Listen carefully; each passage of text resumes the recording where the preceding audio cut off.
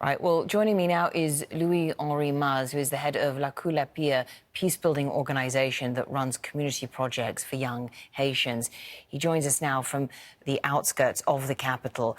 And I might just start by asking you then about what's happening in Cité Soleil. This is the besieged neighbourhood in Port-au-Prince where people don't have access to water, electricity or healthcare. Is anything being done to get humanitarian aid into the area or to get people out?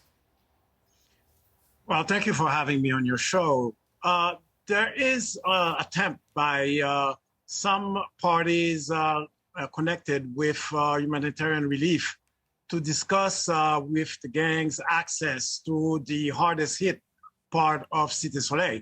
However, it's not been moving very fast, and the issues are still on a battlefront is still going on between the warring gangs in Cité Soleil. So the people cannot get out, they cannot come in, and relief is not available for the people inside Cité Soleil right now. And there's no water, there's no food, and in order to get out, you have to go through both battling gangs, and it's not an option right now for the people in the area. So if they try to get out, they'll just be hit in the crossfire. Yes, and the crossfire is at random, and it will not take into consideration if you're civilian or if you are a warrior. So it is a dire situation, and there is no intervention that we can see from the government or from the police forces in order to stop this situation from going on. Why is the intervention not working? The interests that are at play are not known. There is a few people that have access to the real interests that are at play in the war in Cité Soleil. There is probably issues that have to do with territory, control of territory for the next elections. The whole war in Port-au-Prince and the different neighborhoods has to do with preparing the ground for the next elections.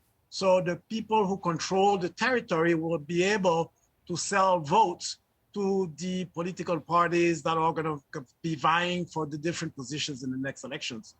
And so it's the links between the politicians and the gangs and those that are doing the fighting, and the need to use that for leverage in the upcoming election that has kept this fighting going. Yes, I believe so. I believe so.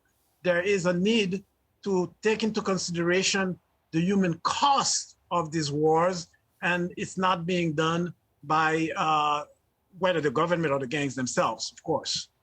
But for people in Cité Soleil, this is not new. The area has suffered from years of gang violence.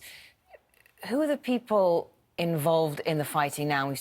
We speak about gangs and armed groups. Who is it specifically that is engaging in this fighting? On one side, there's the J9 coalition of gangs that's fighting against Gabriel, who has its own coalition called the J-PAP. And they are at each other's throats. They've been at each other's throats for a number of years now. There was a truce for about 3 years, but about a couple of years ago, the fight started again. Well, thank you very much for joining us, Jean-Henri. I do appreciate you taking the time. Thank you.